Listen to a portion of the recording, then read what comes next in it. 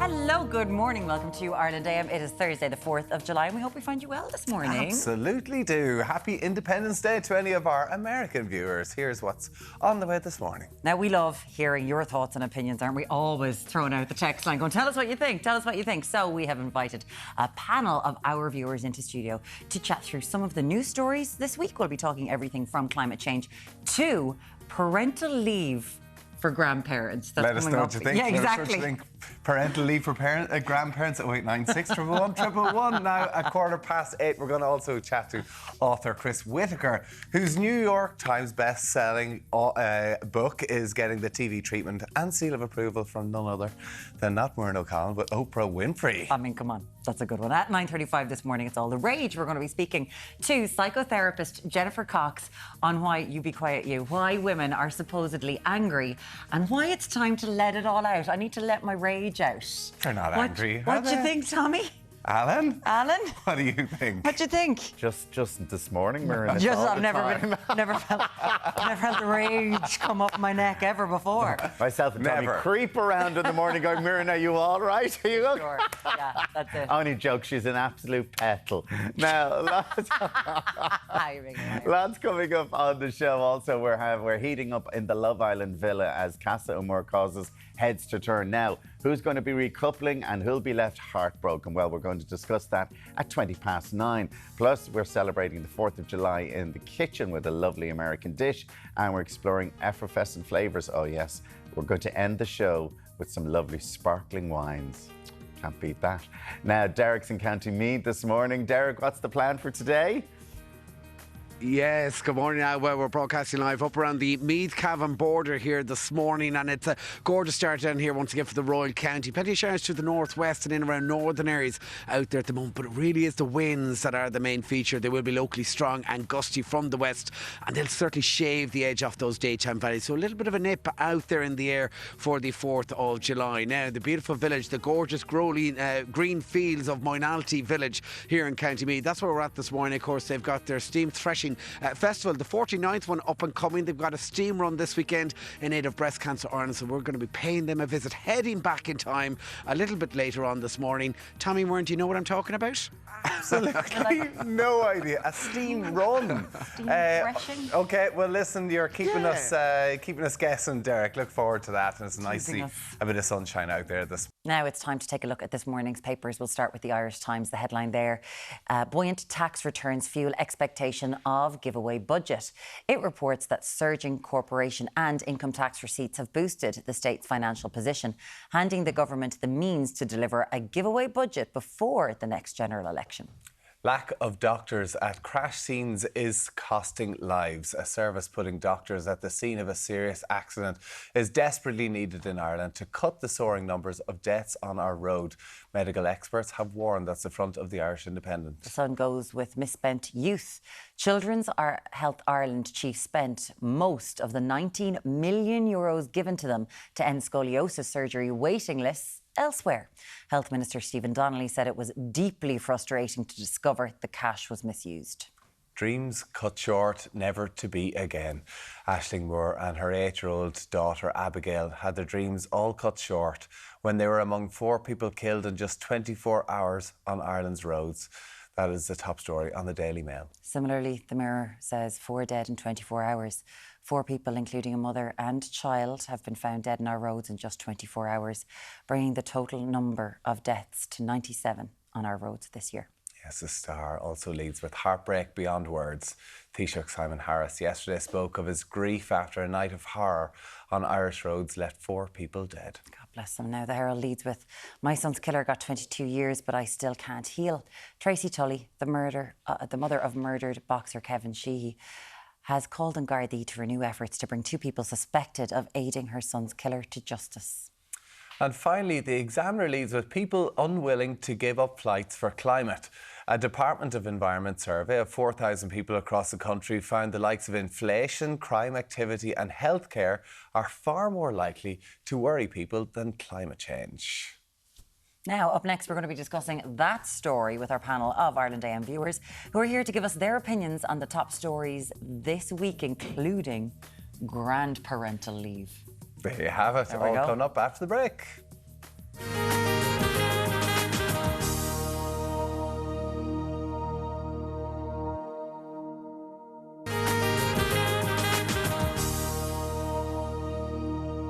You're very welcome back. It's now time to take a look back on the week in news with some of our viewers' views. Yes, Bauer Media political correspondent Sean Defoe is here to walk us through the stories, and Alan is on standby getting the opinion from our panel. Alan, who do you have with you today? Yes, we have three of our viewers, Kevin, Yvette and Bysat, who are here. Good morning to you. Thank you very much. Now, you all have your own opinions on this. We want you to give it socks. So we're going to be chatting to all the stories, but let's get into the first one of the morning and back over to you guys. Thank you very much, Alan. OK, we're going to start off with the story across all the papers this morning in the Irish Examiner and the Irish Independent.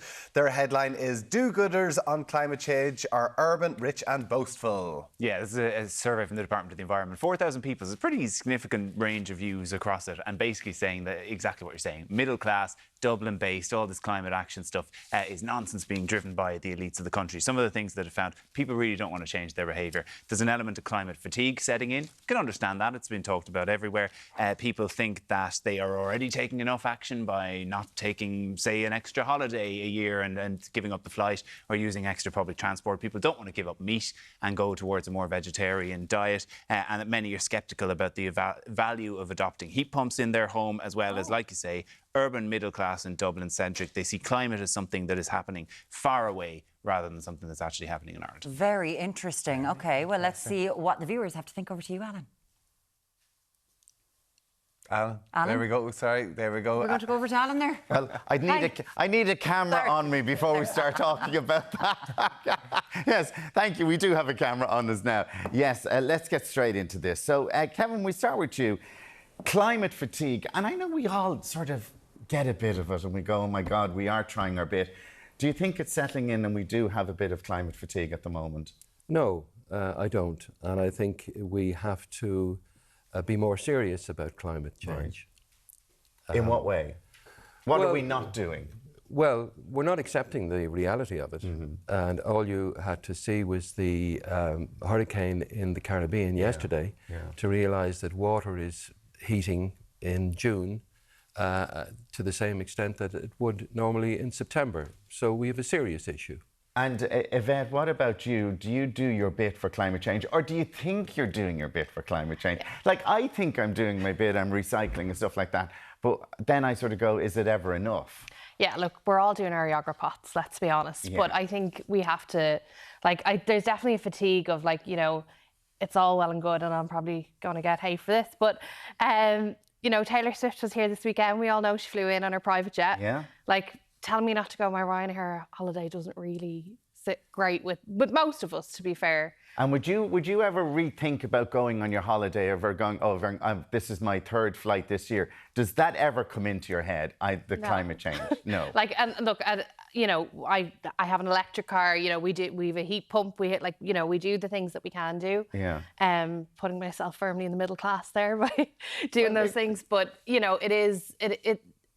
it doesn't feel like we can really do a huge amount when we see large corporations, large data centres and things like that not being held to task. And is that the thing as well, that you're thinking, well, if these bigger companies can't get into line, it's down to us, and why are we getting the burden of it? Well, it just makes your yogurt pot feel a little bit insignificant, like in the grand scheme of things. And I think there is definitely that fatigue when we have so much going on in the world that, can that be number one in our list of priorities? Unfortunately and Bysat, I mean, we have to say that it's the younger generation, I think, that are leading this. And do you think the younger generation, you think then the older generation are doing enough? Yeah, I definitely agree that, I think our generation does talk about these things more, and there's more campaigns and there's more awareness brought to these things, especially in schools as well.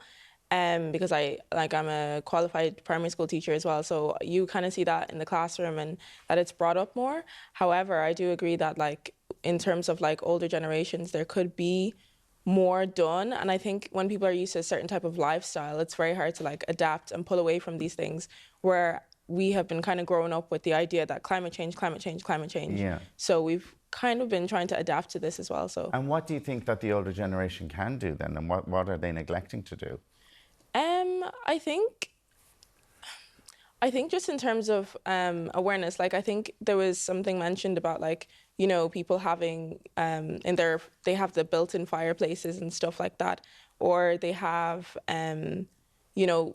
some people don't even have the compost bins and things like that. And I think sometimes it just comes down to being aware of what just being aware of climate change in itself and knowing that, like, even though it may not affect you directly, it can affect your children and your friends, and so I think that's important. Oh, okay. 0896 111 111. We'd love to know your opinion on it. We sort of, it's the thing that we are talking about all the time and will continue to talk about. But back over to you guys for our next story. Thank you very much, Alan. Very interesting, especially the ding-dong of data centres there as well from Revolut was very good. Now, we're going to move on to our next story, and this is about the ESRI report about housing earlier on this week and whether we're building enough or we're not going far enough, Sean. Yeah, we've been talking for years about there's not enough houses, we need to get up to €50,000 a year. And I suppose the report questioned whether that actually is the case and how many we're going to need out to 2040. We're just planning an awful long way ahead. I mean, if you're even just trying to plan to 2030, think of all that's happened in the last 5 years and plan that forward. And it set out 12 different scenarios. Effectively, one was if migration were to fall off a cliff and everyone decided Ireland isn't a place to come to anymore. And in that case, they said you'd need a number probably in the 30,000s. And the other scenarios were on the higher end where you're talking 50,000 plus if immigration into Ireland keeps up to the level it is or even increases along the way. The medium scenario, when you take all those 12s together, was 44,000 new homes a year, which we're nowhere near at the moment. It was 33 last year, and the latest data we have from Q1 shows that actually the number of houses completed is down on last year so far, which is kind of interesting in itself. But the big problem with this report and this idea that, we're going to build too many houses, they didn't take into account pent-up demand. They only took into account migration and how that's going to affect it over the next few years, not the people who are sleeping on a couch last night, the people who are staying with their parents, the older people who are looking to downsize, who will all have demand. So it's expected that when it does come back, the Department of Housing target will be about €50,000 a year, or 50,000 homes a year, which is great if you can get to it, but we're nowhere near it at the moment. Yeah, very interesting. Alan, what do our viewers think? Yes, Yvette, let's start with you. You did manage to buy your house in 2018. Was it a struggle even then? It was. Yeah, similar to what's happening now. My sister-in-law's also trying to buy a house at the moment, so I see a lot of kind of parallels. The biggest issue that we had at the time, and it's worse now, is we were looking at second-hand houses initially and constantly being overbid.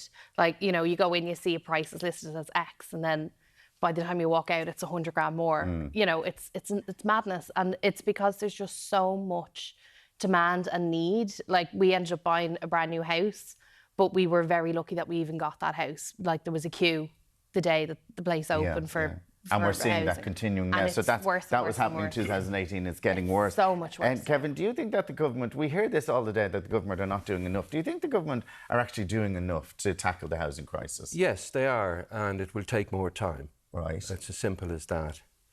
On your point of the bidding, I think we seriously need to look at the new phenomenon known as online bidding, because to my mind, that's nothing short of gambling.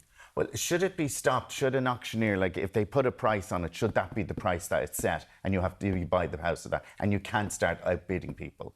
No. Should there be a law maybe to stop that? It should be open market as it always was. In other words, people can compete in the open market.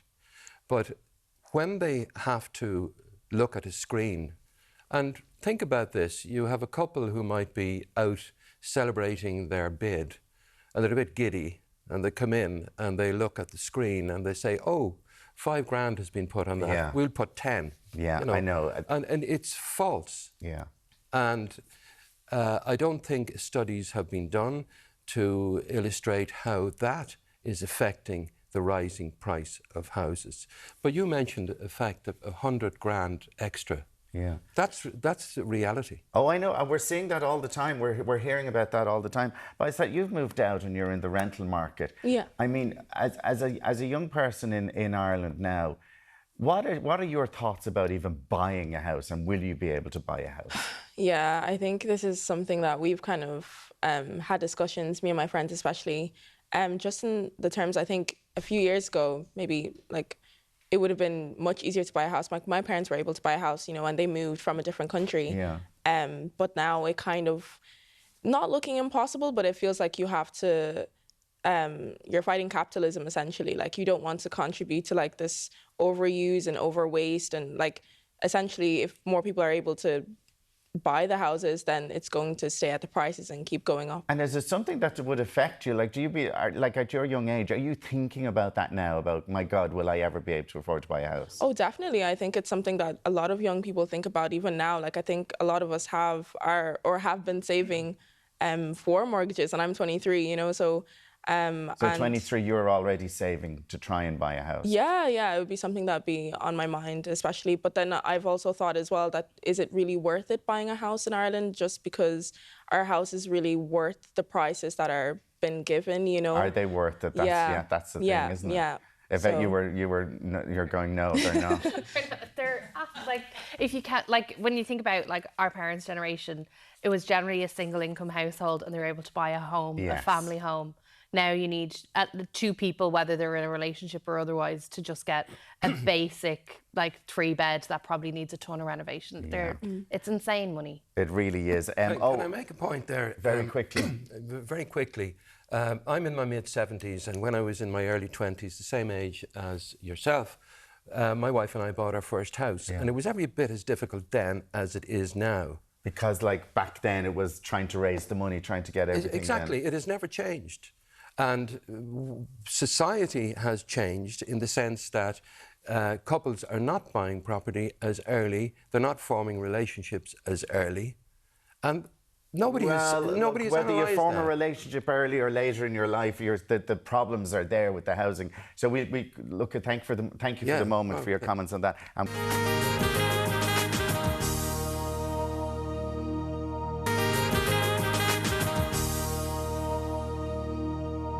Welcome back to Ireland AM. We're taking a look at some of the news stories with opinions from our lovely viewers this morning. Yes, and Sean Defoe joins us as well. Sean, let's go to our next story. So the deposit return scheme could lead to increased bin charges. This just makes me so mad. This story makes me so angry. So this is basically because some bin companies are saying that they're losing out on the really valuable tins and cans and stuff that we used to put in our recycling, and that now people are gathering in some big bag in your utility room or wherever and bring down to the shop to get your deposit return. And they're worth, the cans, for example, 800 to 1,400 a tonne, and plastic bottles €500 a tonne. Now, there's actually quite a lot of secrecy about the profits and how these companies are making them and how much they're doing. So we don't know, are they making a killing on our waste and on our recycling or what? But now the suggestion has been that because all of those are going to the deposit return scheme instead, the prices of your bin charges are going to go up to make up for it. So this scheme that a lot of people might argue we didn't really need in the first place to recycle is costing us more to buy the bottles, might now actually make your bin charges more expensive as well. It seems to be, from all the reports, it's definitely working. People are recycling, but they want to take less rubbish from you and charge you more. Alan, what do our Greg? Yes, we're in. Kevin, did we need this in the first place? No. Right. Why? Well, I can only speak subjectively. Yeah. I continue to put my plastic and cans in the green bin. So I'll at home, I'll always do that. You've always been recycling and putting your bins and your bins out separate. I'm not going through the hassle of going up and putting things in a... But you do know you're paying extra now. Yeah, well... But you see, a lot of people... I'm not going to pay extra for the charge, for the bin charge. That's a try-on. So you're saying by the companies. Yeah. So you're sort of saying that's actually ridiculous. But Yvette, I love that you're sort of going, you hate the walk of shame with the bags and you're bringing back the plastic bottles. She's calling it the walk of shame. I love that. But you know, everybody's doing it. But I do understand you're taking your bags out and you're going, oh, I'm going to get me €4 back. You know? But it's working. People are taken to it. Yeah. Oh, look, it's surprisingly quick how quickly we've built the habit. I think everyone's house you go into now, there's like a little bag or a box somewhere where everything is. But yeah, it's baffling how the bin companies are like, oh well, we used to take that money for free, so now we want you to pay it twice. It's and by that, you're living in rented accommodation, so there's the bin charges. Is that part of your bills? Yeah, it would generally be part of the bills that you pay when you're paying your rent anyways. And do you recycle the bottles? Do you bring them back to the supermarkets? Most of the time, yeah. Most of the time I do remember to try and save them as well, but like it does take a bit of getting used to as well, just knowing that, no, it doesn't go in the green bin anymore. You have to put them in a separate plastic bag that goes somewhere else. I must admit, I love bringing them back and getting me little token, with little €4 going out. I get a bit of a thrill out of that. Let us know your thoughts on that. 0896 111 111. Now back over to the guys. Yeah, but would he be willing to pay extra for the bin charges? I don't believe he does it himself. We'll find out. We'll go undercover one day.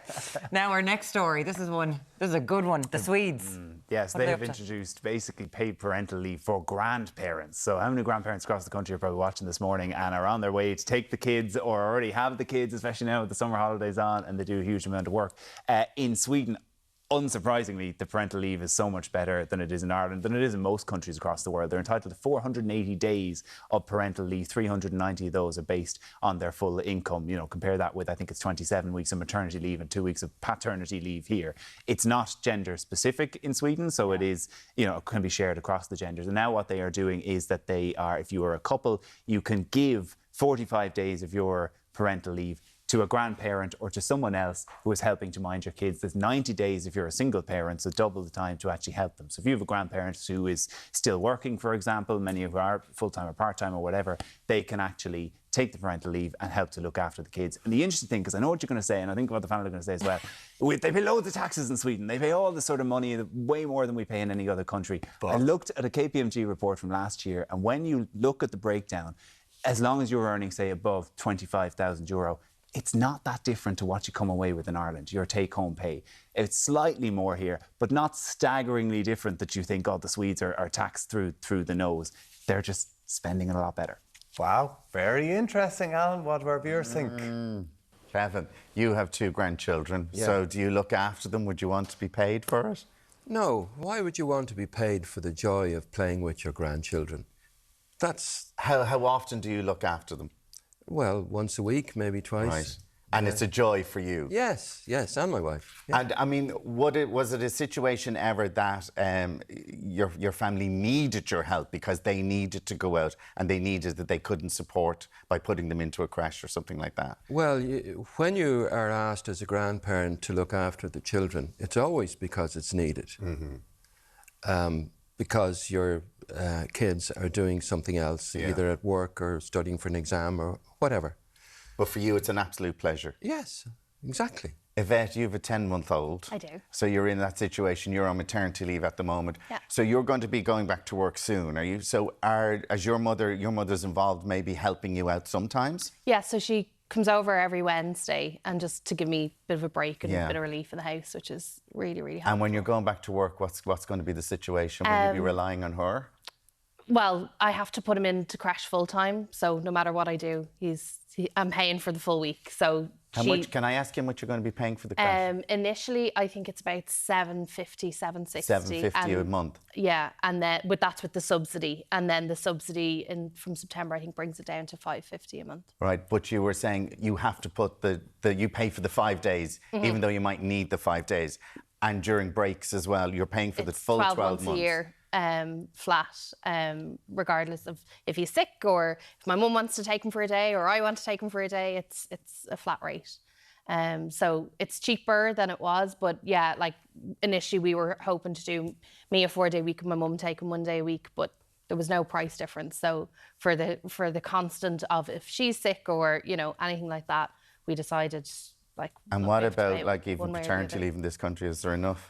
No, like the grandparents' leave is amazing. Like I think it opens up a bigger conversation around how we look at families in Ireland, to be honest. Yeah, in what way? Well, 2 weeks is not enough. Like I had a cesarean section when I had my child, and I had 6 weeks before I was signed off by a doctor to even properly carry or lift things. My husband had to take time off work, you know, he had to build up his holidays. Because physically you just weren't able to do it. And to say that 2 weeks is sufficient is madness. But also, I think, you know, not everybody has a husband or a partner. Single parent families. You could have, some people's secondary caregiver is their parent, but it could be a sibling, it could be a best friend. And you should ideally be able to nominate someone as this is my designated person to give this leave to. Because families are not just that nuclear father, mother anymore, it needs to be recognised and supported better. Baisat, do you think we do rely on families and grandparents too much?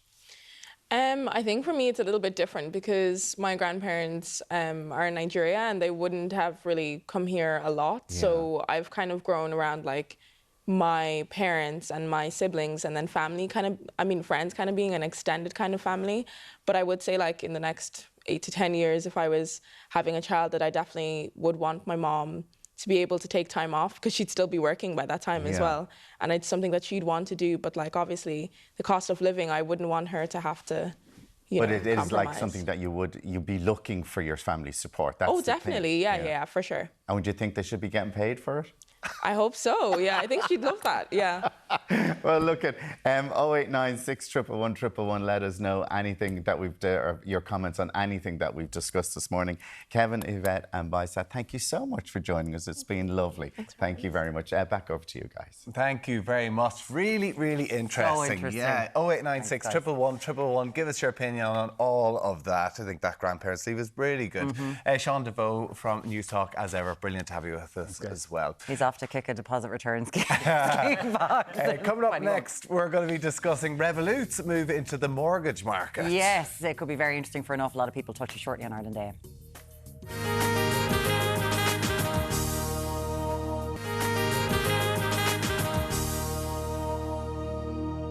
Welcome back. Now, yesterday, the CEO of Revolut Europe, John Hennigan, told the Irish Times that the company plans to provide mortgages in the Irish market early next year. Yes, so join us now to discuss this move is Dara Cassidy from bonkers.ie. Good morning to you, Dara. So potentially good news given the scale of customer base here in Ireland that use Revolut. So what do you make of them launching mortgages? Look, it's good news. Anytime there's more competition in the markets, whether it's mortgages or whether it's car insurance, is usually a good thing. Everyone is familiar with Revolut. I'm sure they'll make the mortgage application process as slick as possible and as smooth as possible. I would say, though, the devil is in the detail, because I think a lot of people are getting carried away with themselves and they think this is going to be hugely transformative. But we don't know what rates they're going to offer. We don't know if they're going to offer mortgages maybe into your late 70s or 80s, as some of the mortgage providers do. We don't know how strict they're going to be with their mortgage lending. A lot of people may not be able to get a mortgage with Revolut, you know. And then also, people may not feel comfortable getting a mortgage using the Revolut model, which is where there's no one to talk to. And I just kind of think all of those details need to be just ironed out a little bit to see how good it's going to be. And really the big thing, of course, is, you know, the rate. So is it going to undercut the competition? Because if it doesn't, will people go to, you know, Revolut to get a mortgage with a rate of 3.5% when they can get a rate of maybe 3% with AIB or whoever already? Well, they must be looking at the market going, we can do something, we can move the needle here because of what's happening. How are our mortgage rates at the moment in comparison to the rest of Europe? Yeah, no, it's a good question. So at the moment, our mortgage rates are a little bit higher. Now, until recently, they are actually much higher. But then, you know, there's obviously been a lot going on with the cost of living crisis and with mortgage rates going up by the ECB. So they're a little bit more competitive than they were. But in general, mortgage rates in Ireland are around maybe 0.5 percentage point higher than they are in the rest of Europe. So look, you'd hope that with Revolut coming in, a little bit of extra competition is going to put downward pressure on mortgage rates. But without getting too technical, there's other reasons why mortgage rates in Ireland are so high. And that may also impact on Revolut being able to offer lower rates. Because, for example, here, it can be quite difficult to repossess a property if a mortgage goes into arrears. That makes mortgage lending risky. That means banks have to charge a little bit more. There's questions as to whether Revolut will also have to charge a little bit more as a result of that. So, as I kind of keep saying, there's a few kind of questions that need to be answered before we see just how great and how competitive the product is going to be. Because the application process, I'm sure, will be brilliant, it will be smooth. But for most people at home, they'll be saying, that's fine, but will I actually get the mortgage in the end? Yeah. This is an interesting point about customer service, that side of it. And even actually recently stories about customers experiencing fraud and having issues in connection with a human. So do you think having the IT side of it might improve the offering and a little bit more trust? Yes and no. I mean, there's still an issue with safety when it comes to Revolut. I would say, though, the issue with safety is more of a thing when it's your savings. So, for example, if you have 10,000 euro in savings, you might say, is it safe with Revolut? Is it going to go? I would say if Revolut gives you 300,000 euro, like if somebody wants to steal my mortgage, good luck. You know, you can take it. So the onus is more on them. But the IT side, as I keep saying, thing. The IT side will make it very easy, I'm sure, to apply. But if you have a lot of AI, okay, and not a huge amount of human input into a mortgage application decision, my fear is that there might be a lot of computer says no. So you might submit an application, and whereas if you submitted it with PTSB or AIB, they might ring you back and say, there's a few things we want to discuss, but we'll get you over the line. Okay. Whereas with Revolut, if they've no humans, it could just be computer says no, computer says no. And we do like the personal touch in Ireland. Absolutely, and it's nice to be able to go, I need your help, and to walk in and see someone. Yes. But there are providers on the market, someone like Avant Money or something like that, that have kind of changed the game a little bit, but you're not going to be talking directly to them. It is all about the broker kind of dealing with that. So it has been done before. It kind of has, but certainly with Avant, you can still chat to someone. And Avant works through the broker channel, which applies to around 50% of lending in Ireland now goes through brokers. We don't know yet whether Revolut is going to be a brokerage. So we don't know whether you can get a mortgage through a brokerage with Revolut, if that makes sense. So it could all just be Revolut by themselves through the app. With a computer, so how much human input is there going to be? And I think there'll have to be some human input because mortgage applications by their nature are just that little bit tricky. Yeah, absolutely. Do they have 2.7 million customers in Ireland, as they say? They do, and probably by the time, the year is over, they'll probably have 3 million. The thing, though, is a lot of those customers are not necessarily using their Revolut account for their current account. So we all use Revolut. Their salary going into exactly. it. And that's the thing. And that'll be interesting as well because everyone uses Revolut in some shape or form, but they've struggled, I think, to get people to take out credit cards with them, to take out personal loans. They might just struggle a little bit with mortgages. But look, I don't want to sound too negative. I'm kind of playing devil's advocate a little bit. It is a good thing, but just the devil is in the detail. More people coming into the market is always going to be good as well. Listen, Deric Cassidy from bonkers.ie, really interesting. Thank you so much for that. And get in touch with us, 0896 111 111. We'll be back with you on Ireland AM in just a minute.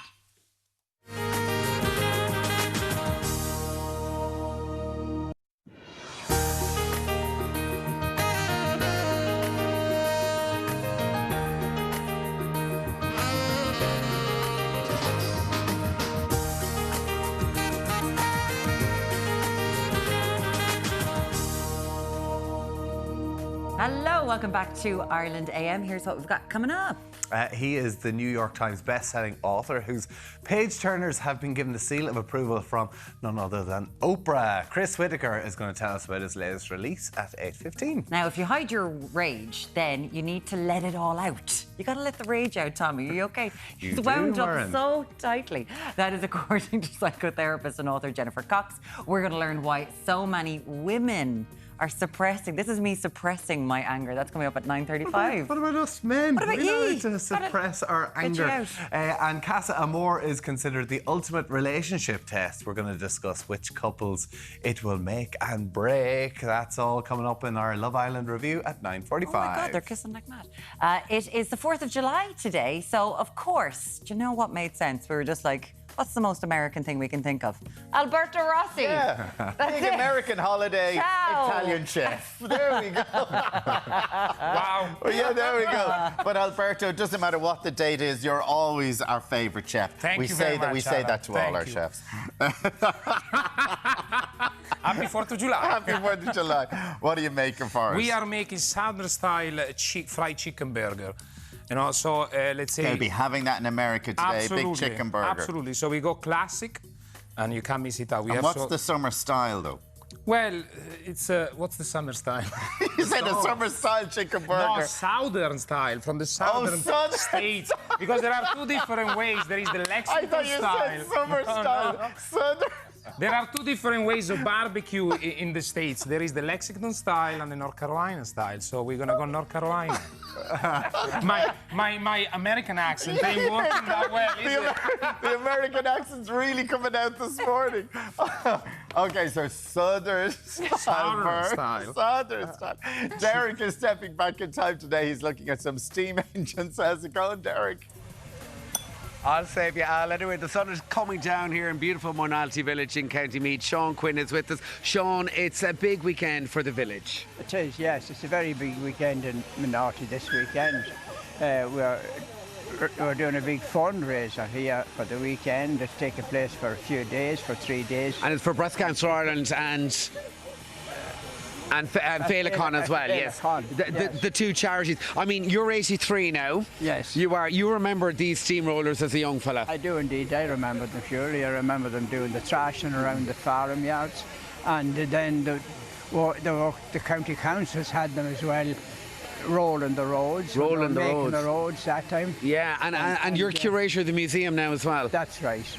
I'm curator here for over 20 years here now. All right. So, yes, we have a great museum here now in Moynalty, and it's of great interest. We're passing on our heritage from one generation to the next. And that's what it's all about. Absolutely, Sean. Well, we'll have more from Moynalty right across the morning. Can we just say, Sean is 83. How dapper does this man look? You look very dapper now, Sean. Back to Dublin. I'm a well-minded 83. Well-minded, absolutely. Andy Mara will have that on the catwalk next week. She'll Like have those that look. steam engines as well. We'll catch up with Deric a little bit later. Time now to take a look at this morning's papers. We'll start with the Irish Times. The headline there, buoyant tax returns fuel expectation of giveaway budget. It reports that surging corporation and income tax receipts have boosted the state's financial position, handing the government the means to deliver a giveaway budget before the next general election.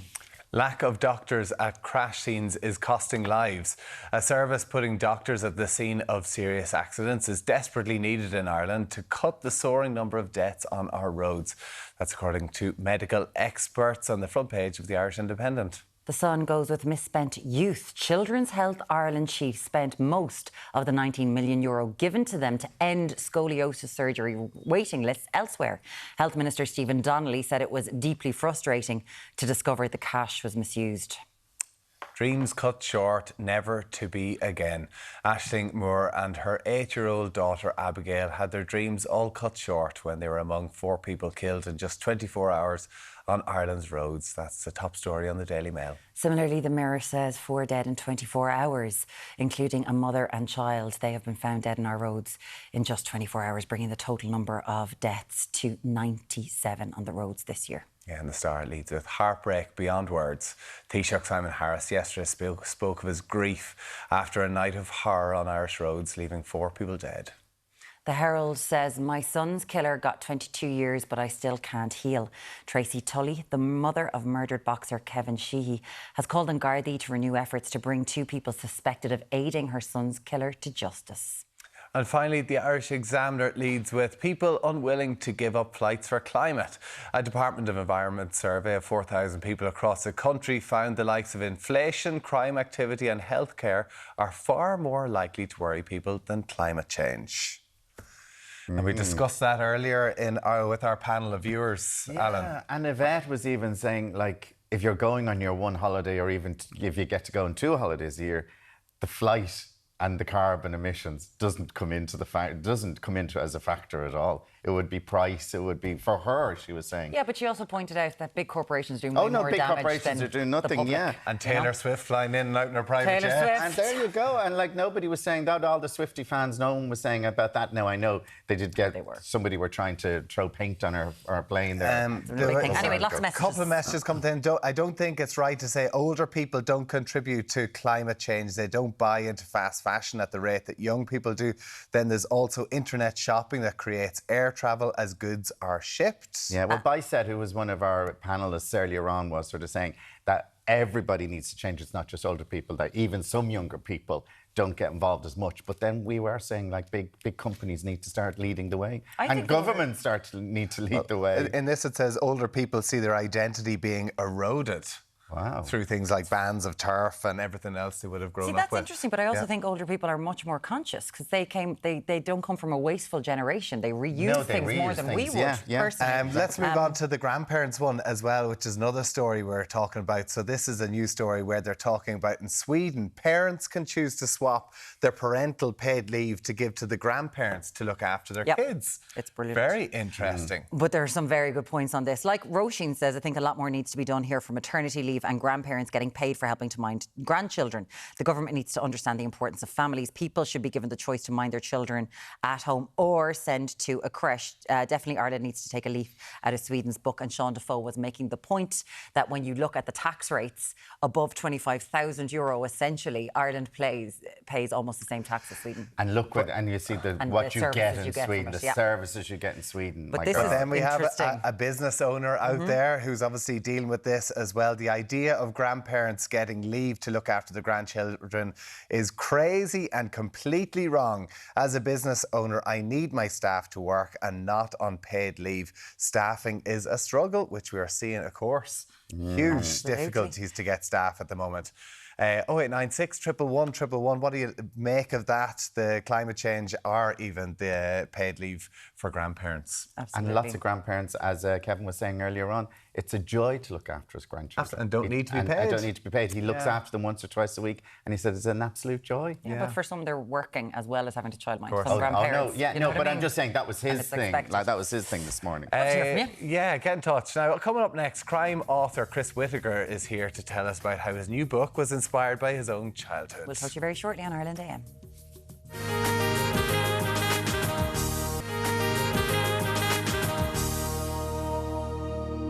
You're very welcome back. Now, our next guest took a step away from the finance world in London to become a New York Times best-selling author who counts Oprah, none other than Oprah, as one of his mega fans. Most important person in the world. And his latest release, All the Colours of the Dark, is already climbing to the top of the New York Times bestseller list again. He just got the news.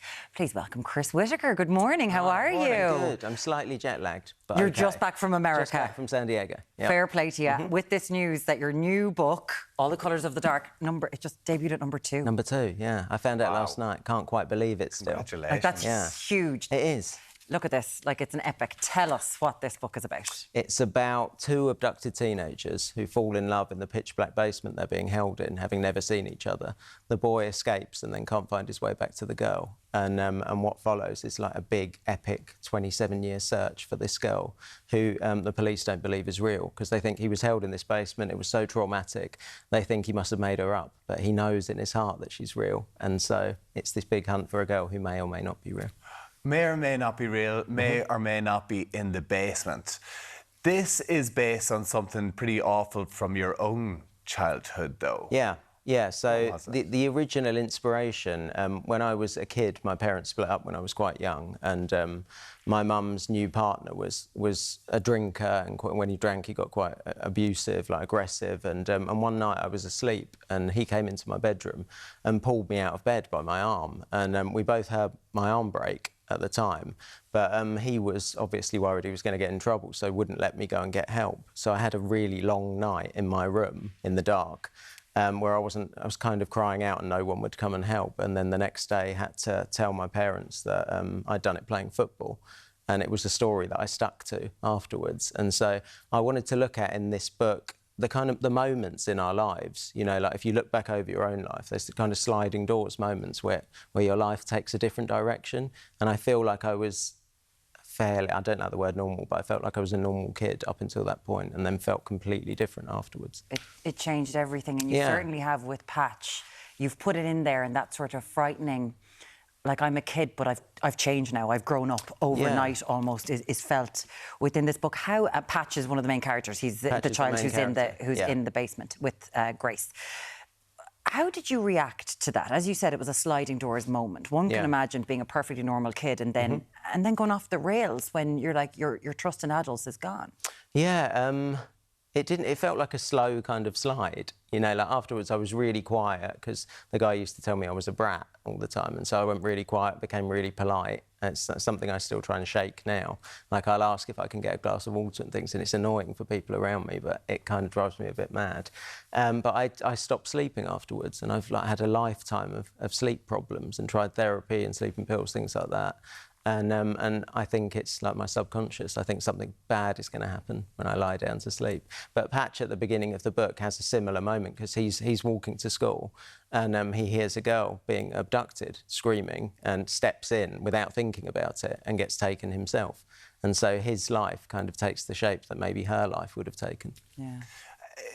you talk about going off the rails as well, and dealing with a trauma like that must have been very difficult. I know you turned to the likes of alcohol and stuff as well. Is there a story the night before an exam? Night before my exam, university, kind of A-level entrance exams, I went out and got really drunk and missed the exam the next day. So my parents were really proud of me. and then was just kind of a bit lost and was bouncing around from job to job. And I was working as an estate agent, was out one morning. Someone came up and asked to borrow my phone. And I thought, I'm going to get mugged because I grew up in London, my friends had been mugged. And I had also been in a lot of fights, and because I didn't like feeling like a victim when I was a kid. So when this guy tried to mug me and pulled out a knife, instead of giving him my phone, I tried to fight him and got stabbed 3 times in the side. And then afterwards, it was like PTSD, and that's how I found my way to writing, like writing as therapy. So I don't think I would have found my way to writing otherwise. There's enough in your life to fill 50 books. You know what I mean? Like, it's just unbelievable. Like, you were stabbed, you were properly stabbed.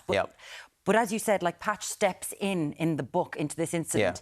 That's your fight or flight mode kicked in, and you could have just given him the phone. I could have, but I didn't at any point consider it. And Patch says, like, everyone in the book tells Patch that he's brave, and like all my friends kind of slapped me on the back at the time. And Patch says, you know, is it brave if it's not a conscious choice, if you just do it? And I don't think you know how you're going to react until something like that happens. And so it was instinctive. But I kind of track my life back and think that it was because of when I was 10. This thing happened and everything changed. As Mern said, your life could be 50 books. I mean, what's the song? Looking for a man in finance. That was real nice. That was you for a while as well. It was. Things looked like they were going the right direction. They did. But you ended up losing a million? A lot of money, yeah. So I was supposed to be a stockbroker afterwards because I'd read an article in the newspaper. I saw a stockbroker, this article about this guy with a Ferrari. I thought, I'm going to get a Ferrari. And I'm bad at maths. But I ended up on a trading... Bad at maths, really right, bad at maths. I ended up on a trading desk, and my directive was, if you lose $10,000, you stop trading. And I lost $2 million on my first day. And then... you are bad at maths. Yeah, and then kept it quiet and got in loads of trouble. But turned back to writing again to kind of cope with it. So this is it, like £2 million you lost, kept it quiet. You've mentioned Nick Leeson, Barings Bank, and that all kind of coming down before. How do you deal with that? Because you owe them the money. Do you owe them the money? Well, yeah, I came in to work one morning. I'd kept it quiet, which is illegal. Kept it quiet for a while, and then came into work one morning, and everyone was waiting for me. There was like an empty seat in this big boardroom. So I sat down, and they said, you can either pay back half of it or we'll go to the police. So I just signed a contract. I was 24. And in a million of debt. Had to work it off, and it took years to work it off. But I was so stressed, and I had learnt when I was a kid not to ask for help. And it's a trait that kind of sticks with me. Okay. So I just kept my mouth shut, and everyone thought I was doing really well. And I liked the image, you know, like I liked being the one that my parents didn't have to worry about. So I kept it quiet, and writing got me through it. So writing, so explain to us then how writing, like what was it that... It was... So I had PTSD afterwards, didn't know it was PTSD, went into the library and borrowed a self-help book. And the book talked about a therapeutic technique where you take the traumatic incident and you write about it, but you change the people involved to fictional characters. You change the location to the last place you were happy, which for me was America, because my dad took us to Disney when I was a kid. And you change the outcome to something you can control. And so I kept doing this exercise like for years, and then it was only when I was about to turn 30, I was debt-free. My life was kind of going the way I wanted it to, or the way I thought I wanted it to, but I was really unhappy. And I read a book called The Last Child by an author called John Hart, and John Hart was a successful lawyer and just quit his job to write and do something he thought would make him happy, and I just did the exact same thing. And yeah. And you just quit? Just quit my job, got all of a sudden like no money coming in. Like, really, it said sell my flat, sell my car.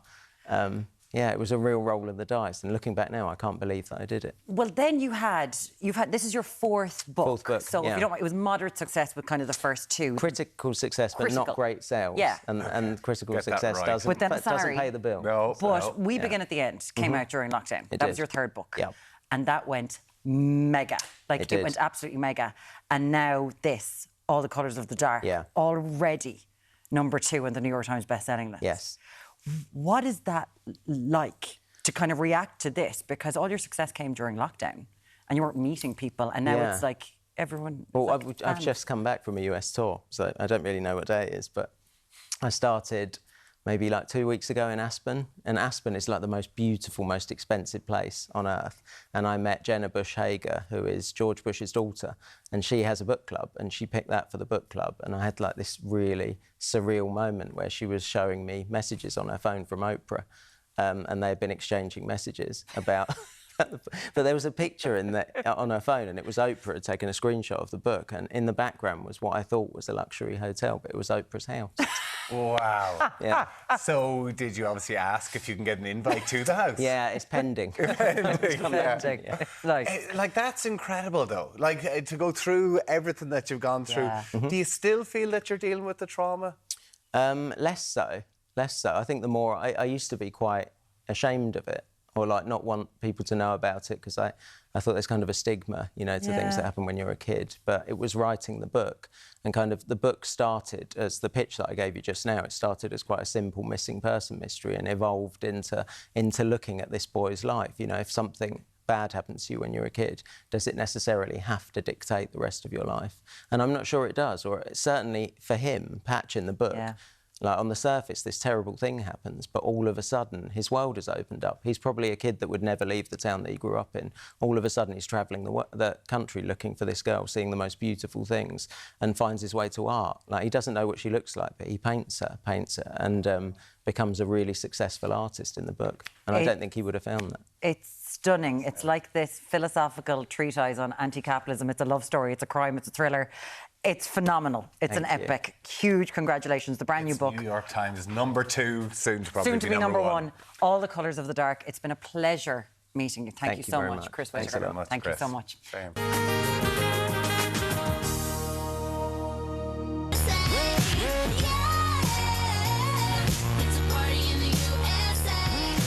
Yay.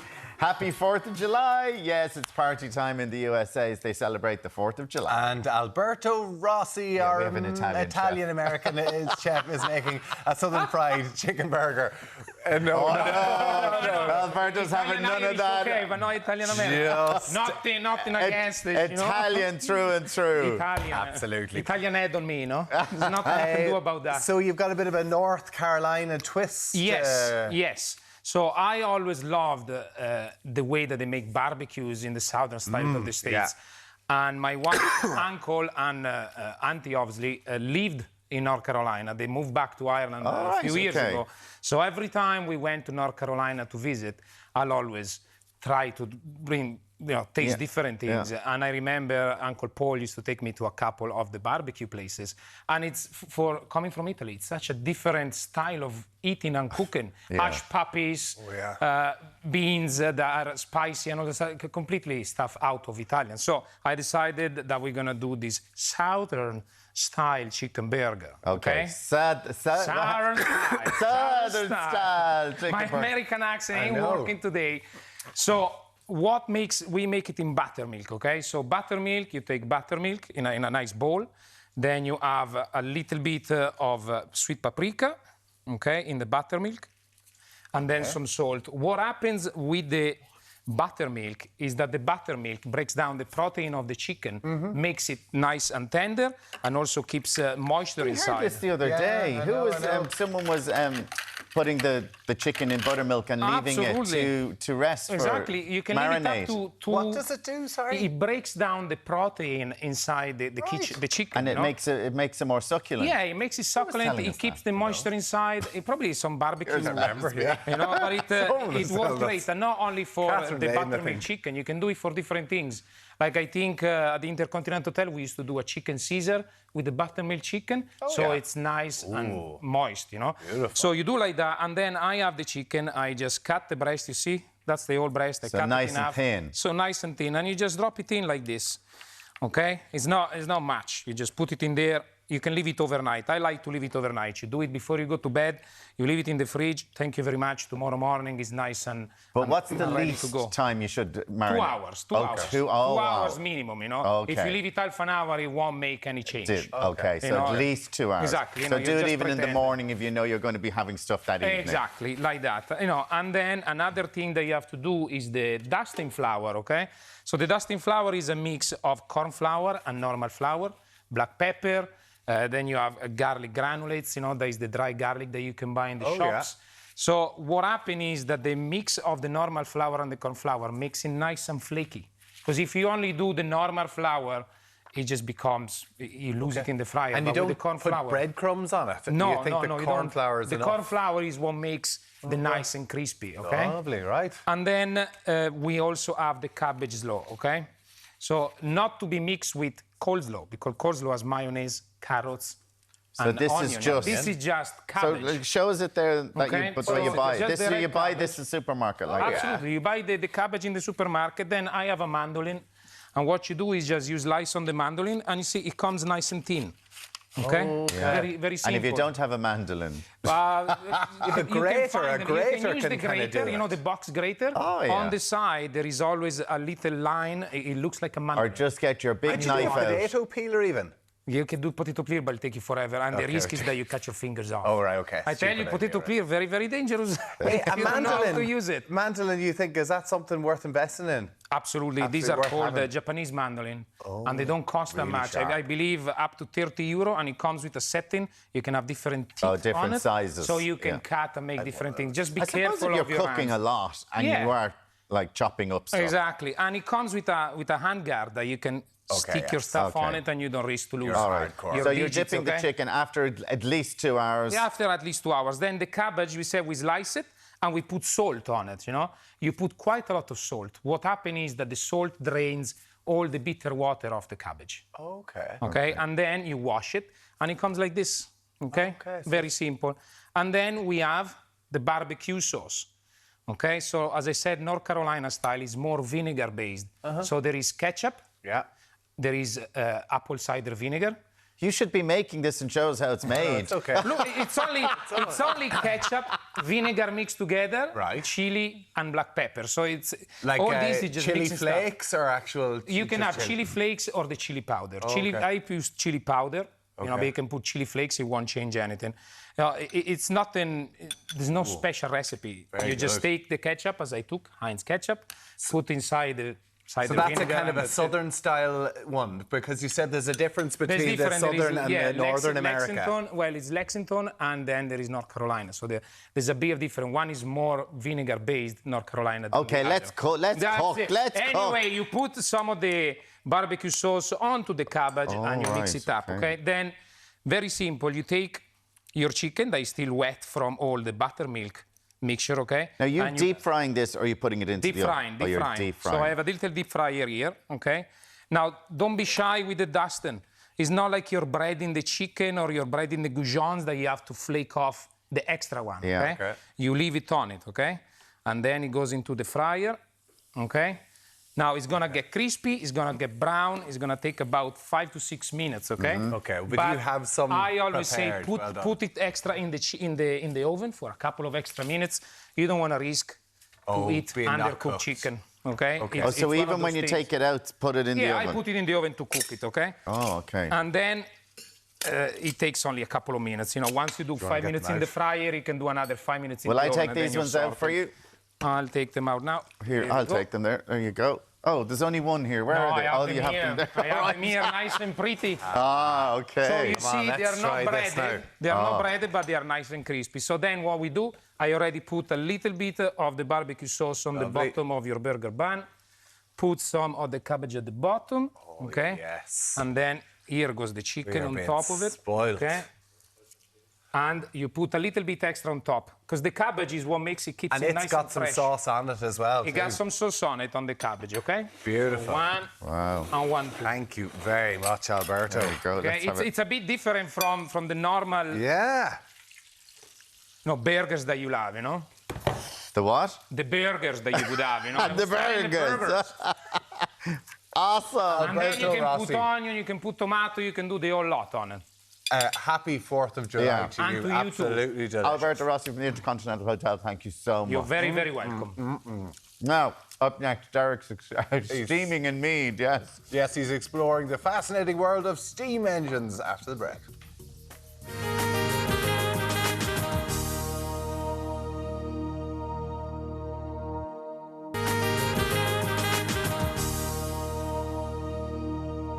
Now, Deric is in the Royal County this morning. Yes, he is. He's checking out some steam engines in County Meath. Well, choo-choo, over to you. Over to you, Deric. Yes. Good morning, team. We're broadcasting live here from the beautiful village of Moynalty here in County Meath. We had sunshine, it's now gone. It seems to be a little bit overcast at the minute, Deric, but look at it, it's going to appear again, hopefully. Yeah, well, Ronan Gaynor is with us. Ronan, you are you're the PRO, is that correct? I'm the chairperson of the Meath Steam Run. Absolutely. Tell us a little bit about it, because it is a big weekend for the village. Yes, it is. Look, we're doing the Meath Steam Run this weekend. It was formed under the umbrella of Moynalty Steam Trashing and with our friends in Celtic Steamers. Celtic Steamers are a group of people all over the country that bring these machines to Moynalty here, and they're bringing them for the Steam Run this weekend. And all of this, look, it is to raise funds for Breast Cancer Ireland and Féileacán. How much are you looking to raise then at the weekend, Well, Ronan? we formed this back in 2018, and we done it that time for Meath Palliative Care and Meath Hospice Home Care Movement. We handed over 43,000 that time. We're going well at the minute. We're up at the 50k mark already, and this is before the weekend.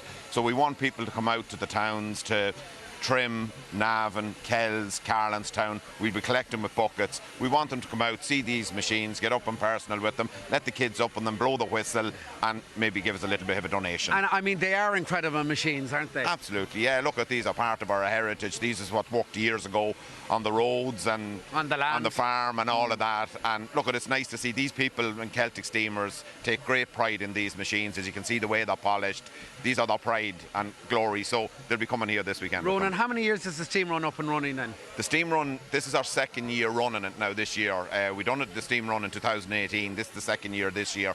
As I say, it's in conjunction with Moynalty Steam Trashing Festival. The Steam Trashing Festival is running 49 years this year. And you were telling me earlier on, because they take over the place here, there's about 40,000 people come down here. Yeah, so this is a one-day event on the 11th of August, and if you can picture this whole site here over a couple of fields, about 40,000 people. It's a massive, massive family day out here on the 11th of August. So 49 years running this year. It's a whole voluntary committee that runs this event by the community. And I mean, the whole family can get up close and personal with these big machines. Yeah, and look, it's not just steam engines. If you have no interest in steam engines, we have loads of stuff. We have home craft cooking. We have an old thatched cottage on the top of the hill. We have amusements for the kids. We have live music. We have numerous bands throughout the field, vintage cars, vintage tractors, and people can come and see these machines. We pride ourselves here on this show that people can come and actually see these machines working. You've also got the great museum here just beside us. Correct, yeah. So look, at this site was purchased back, I think, in 1999 by the people. There's a lot of them dead and gone now, but it was purchased here, and this museum was built here on the grounds of it. So it's great to have this, like, preserving history, I suppose. Absolutely, yes, it does. It's keeping stuff together. Yeah. All right, Ronan, we'll come back to you in a few moments' time, because we're going to say good morning to Mark. And Mark, you're going to take us through a couple of these magnificent machines here this morning. Tell us what we've got here first. Yeah, number one here you have a Burrell tractor, which was built in 1927, brought here by Stevie Larkin today. This was the old-time lorry, if you like. This is steam haulage. Yeah, so this will be carting stuff up and down across the country. Carting stuff up and down across the country. It's the only way of road, like the way of bringing stuff on the road. And of course, this is all powered by coal. All powered by coal, yeah. I mean, the pressure inside there, what are we talking? You're running probably about 125 psi there at the moment. To drive your piston, like to keep an going. Incredibly heavy machine as well. Probably 6 or 7 ton. This 6 one or here. 7 ton. Yes. What's the top speed on that then? 10 miles an hour. 10, so about 15k. Yeah. 15 kilometres. 15K. Right. Next up, this beauty. This is Next Fred. up is Fred. It's actually owned here by Moynalty Steam Trashing. It was built in 1889. Fred is a stationary engine, so that engine would have been pulled to the field with a tractor or horses at the time, and hooked up to a thrashing mill to to trash the wheat. Yes. I mean, we're looking at the bodywork and the paintwork here. A lot of hours have gone into this to bring it up to this level. Definitely, yeah. It's a lot of painstaking work. Everything has to be remanufactured. Like, there's nothing you can buy off the shelf for it. So, like, everything has to be kind of made for it. And this dates back to when? 1889. 1889. Yeah, this is the oldest one here today. Isn't that incredible? And finally, we're going to pop over to this little one, the Pride of Rose Hill. And in fact, this one is your own, Mark. This one is my own, yeah. I have it about 3 years now. Where did you pick it up? I bought it off a Tyrone man, Alfie McGarvey. So, look, it was used for making the roads. It's very unique in its design. You can move it forward to reverse without it actually stopping. So it won't create a dimple in the tarmac if you're tarring a road or anything like that, you know. And do you bring this out for a spin yourself? Well, yeah, we bring it to a lot of the shows there. We bring it to Stradbally and Shane's Castle and here in Moynalty, of course. And do you need a licence to drive it? Just your ordinary car licence will cover you on it. OK, tax, insurance? Insurance, yes. No tax? Well, to look at... vintage tax, yeah. You'd have a job to tow it. I mean, did you do a bit of restoration working it yourself? It was more or less like that when I bought it. It did undergo restoration in 2016. So it was in very good shape when I got it. OK, so you're very proud of this one. So look at it, it's grand. So. It's grand. It's an heirloom in the family. All right, before we let you go, Ron, I mean, as we said, it's a big weekend. You're going around to all those towns. Will you give us a list of those towns again? Yeah, so look, we're kicking off this evening in Aboy. These steam engines will be in Aboy and Trim this evening. And then in the morning, we're leaving the poach fields in Trim, so everyone to come out in the morning to see us heading off. We have a few celebrities in the morning. And then we're making our way to Navan. These machines will be driving on the road to Navan. They'll be able to come down and see them in the town tomorrow evening. And then we're making our way on Saturday out of Navan, into Kells, on to Carlinstown, back here to Moynalty, where we're going to have live music here by Paul Kelly, Sons of Bees and Gavin Gribben. At 20 quid in, what more could you want in a weekend? Absolutely, great value. Where can we find out more online? MoynaltySteamTrashing.ie, all information is there. All right, for me and all the crew here. Can we look at these paws here, by the way? Show me your hands. Look, there's working man's hands. There you go. For me and all the crew, back to studio. Woo! There you go. A bit like myself. Look at those hands, the hard work over the years. Look at that, the calluses on them. That's me after the fake tan. That's what that is. That's there. Now, lots more to come in the final hour. We're going to meet the author who's tackling the taboo topic of female rage. Who amongst us could have it? And off we go. And from Cava to Champagne, we're tickling our taste buds with the best summer sparkling wine. And the island of love is heating up as the iconic Casa Amor made its return this week. We're going to get the very latest after this break. See you shortly.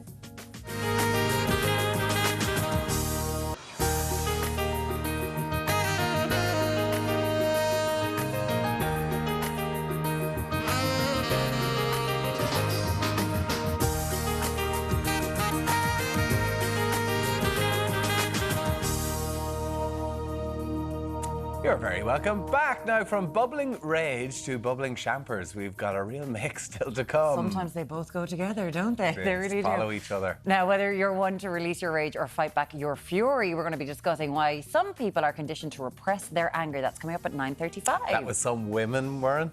We're all people, Tommy. We're all people. It's Casa Amor week on Love Island and heads are turning. Orla Condon's here. Orla, will anyone stay loyal? It's a big question. The boys are looking a little bit tempted. The girls look to be holding strong, but it is certainly one of the biggest episodes of the season, so very excited for tonight. Oh, it's going to be good. I love that one when they come back in together to see who's still with each other. Isn't it? It's a good one. Yeah, there's been a lot of, you know, that sound effect when they're kissing. Oh, the snogging. Been a lot of that going on. Now, it's Thursday, so why not have a tipple?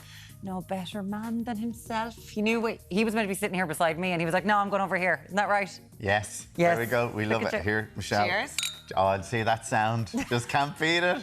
Yeah, just because the sun is hiding doesn't mean we can't enjoy some summer fizz. Michelle from Nude Wines Company is here. What are we tasting this morning? It's all sparkling. All sparkling. It's National or International Sparkling Wine Week. I feel like there's always an excuse for something, for God's sake, is it International Sparkling Wine Week? Who came up with that? I don't know. I don't know. Anyway, we're going to taste a delicious dry pink Prosecco, which is what you have there. Perfect. We call this breakfast wine in our house.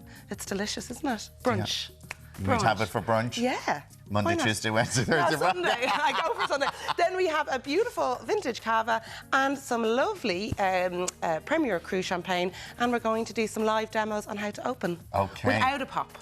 Oh, but you like the pop.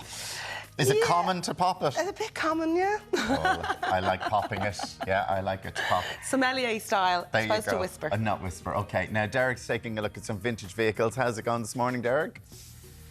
Yeah, Al, we spoke too soon because the shower's now coming down here in Moynalty village in County Meath. We've hopped on board the Lorna Dune.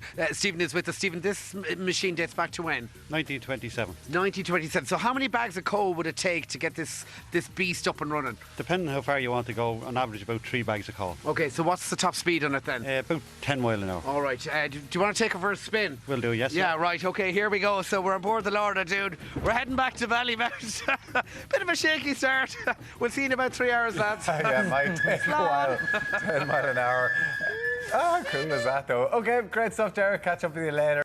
Ah, yeah, you're very welcome back. We've been discussing an awful lot on the show, particularly on our segment earlier on this morning, speaking to a number of the viewers from Ireland M on our panel. One of the ones that's kicked off and text is about grandparents. And over in Sweden, parents can choose to swap their parental paid leave to the grandparents so that they can potentially go back to work. Audrey says, I have 6 grandchildren and they are great. I wouldn't let them go into daycare. Yeah, and it's like one of our viewers who was with us this morning on our panel said that he has his 2 grandchildren and he loves looking after them. He looks after them once a week, maybe twice a week, and himself and his wife just love it. And doesn't never want to be paid. never even consider looking for any money for it. No, but there also are a lot of grandparents, yes, who do work and who also kind of think, well, I would like to go live my own life and go off and travel and go on holidays. But these are for parents, grandparents who are involved in the childminding. Sweden have decided, hey, you can have some leave as well if you want and we will pay you for that. So someone says, regarding your discussion on being able to pass on your parental paid leave to grandparents, why? You had the kids, and if you have the paid leave, why pass it on to grandparents? They themselves minded their own children. It's if the grandparents are involved and actively want to be involved in the childminding. The state of Sweden has said, well, you're entitled to something as well. Yeah. So there you go, have it. Well, I think it's kind of putting it's it not on... forcing grandparents to do it. And it's also putting it onto the parents there, saying, well, if you choose to have kids... Oh, 100%. These are the sort of things you have to go. And even we had a business owner saying, like, listen, I can't be getting rid of my... the grandparents are working for me. We're stuck trying to get staff as well. But, yeah, very interesting text on that.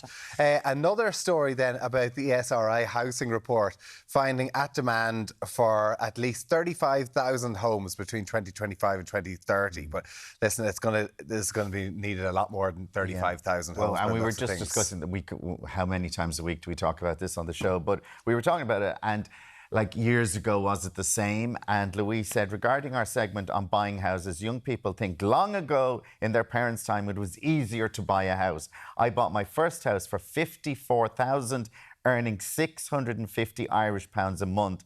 Don't think it's more difficult nowadays, but it is. Miriam, what were the statistics? It's just this. And by the way, that is so hard, and you've got to remember that like for parents, tell her what you really think. The interest rates were huge. Like some people were paying 15%. So statistically, from Europe, millennials, if we take them as a group, they pay 3 times more of their income to accommodation than their grandparents did. That's just stats. I'd say Louise would be kind of saying, yeah, but we didn't spend money like the young people do nowadays. But going off on holidays all the time and stuff that they just save for their mortgages. Yeah, they spend on right, Louise? What do you reckon? So much on avocados. I mean, I'm just spending so much on the avocados. Tommy just wants to stir it up this morning. Getting in trouble. Let us know what you think. Managed to buy a house on £650 a month. Fair play. Exactly, 54,000. That was huge. Absolutely huge. Now, after the break, from bust-ups to bombshells, Casa Amor is not disappointed so far in Love Island. Housing for free there. Yeah, going to Love Island. We are talking all things Love Island after the break.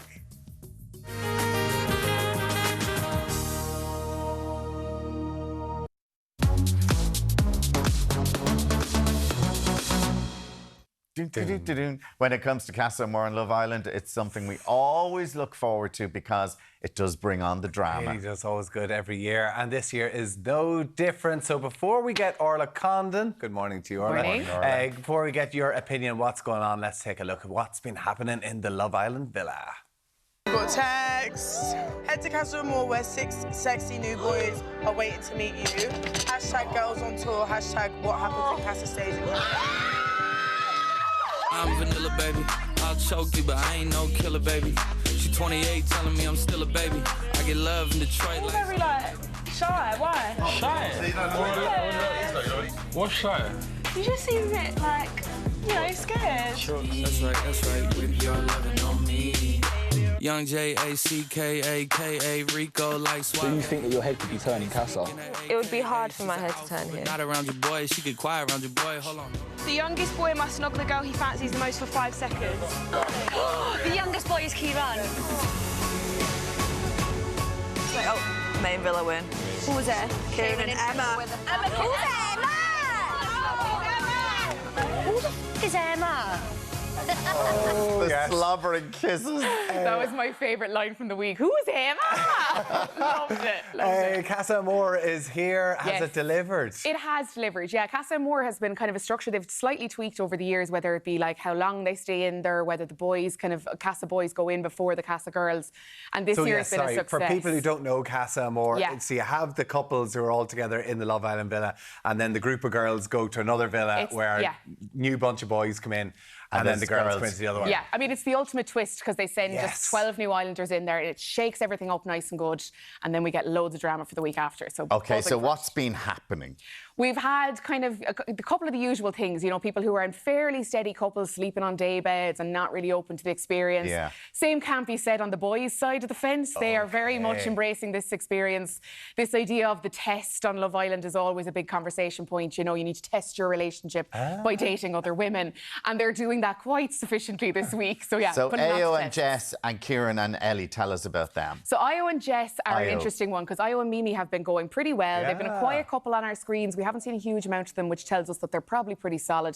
But he's been getting to know Jess and Casa Amor, and there is certainly a lot of chemistry there. And I think this could be one of those Casa couples. Is there kissing? There's a lot of kissing. With him? With Jess. Okay. Yeah. What about Mimi? Is she kissing on the other side? No, Mimi is on the daybeds. She's shutting down conversations. And it's going to be, I think this one is going to be the one that breaks our hearts tonight to watch her come back on her own, because I do believe that Ayo's going to recouple. Because just to let people know, they can come in. The idea behind the whole thing is you wait to see if them coming in, have they recoupled, or do they come in on their own to stay faithful to their partner? It's cruel, isn't it? It's cruel. So cruel. And when you see them walking in with somebody new and the poor girl is there, or the poor guy is there, so you reckon Ayo's going to come in with a new girl? Yeah, I think this is going to be the one that we all kind of collectively gasp over tonight. What about Kieran? So Kieran and Nicole have been probably our strongest couple throughout the series, in that they've kind of moved through the, you know, we're exclusive, we're closed off, we're boyfriend-girlfriend phases pretty quickly. They said their I love yous last week. 3 weeks in, which was pretty quick for Love Island, but good for them. We just saw him in the clip there, so he was getting to know somebody else. Now, it's all a part of the game, right? So, like, yeah, maybe she's a little bit miffed about that, but these two are constantly locking horns, and it's going to be no different tonight when Nicole comes back. I'm sure we saw her there in the clip. Who's Emma? She'll have questions that she'll want answers to from Kieran. But the twist this year is now that you're able to spy in on Casa Amor. It's kind of an unofficial twist, right? So they all have their Love Islander, like their phones, and Nicole figured out on night one in Casa Amor that if she zoomed all the way in, she could see over into the main villa and see what they were up to. On the phone? On the phone. So now the girls are kind of watching they're up Love there Island. and they're just zooming in on the phone and they're watching what's happening. Yeah. So they know where the villa is. They're essentially watching the show from Casa Amor while we're sat at home watching them. That's mad. So the girls are able to see the boys. Obviously, it's not vice versa. Well, they could. They haven't copped on to the idea. Obviously. But it's mad that the producers haven't stopped that. Well, usually, do you know, they do the postcard where they deliver kind of the headlines and stuff. Maybe this is like the alternative to that they know that they have that little bit of access to see what's going on, but they can't really get the detail of what's happening. Boys are getting busy then. Have the girls not seen this? Well, apparently not. Like, there's 3 of them out on the daybeds now, holding firm that they're going back to their guys. Nicole is obsessed about this to try and see what Kieran's up to. She is extremely paranoid about what could be going on back in Casa Amor. And I think the nerves are getting the best of her this week. Do you think Kieran will come back with Ellie? No. I think Kieran is staying true to Nicole. Now, that's not to say there won't be drama regardless of them both recoupling with each other, I think. Because there will be. if they come back single, but they have been snogging somebody in the Casa Amor, then they show it next week anyway, don't they? And they didn't used to do that, remember? But now Maya will kind of say... But now they'll sort of show the clip of you and then while they're stood there. Yeah, cause more ructions. Brilliant. It's perfection. question. I love it. What about Love Island becoming a love square, love triangle becoming a square? I mean, this is Joey Essex. This is Joey Essex. They're nearly building the show around Joey Essex at the moment. In a way, and I think Joey is happy with that construction element of the show, but I don't think there's much going to happen here. So tell us about there was the triangle, now it's the fourth. Yeah. Because what's after happening? So we caught up. We saw Grace come in, and an Xmas pass. They got together. Then Jessie came in after Joey and Grace had kind of said, we're going to work on this on the outside, talking about the future. Jessie came in, and Joey's head was turned. He kind of parked things and ended things with Grace right before Casa Amor, and then of course Jessie and Joey split and went to both villas. Now Jessie is under no illusion. She's saying, I'm presuming he's with other girls. I'm presuming he's going to bring someone back.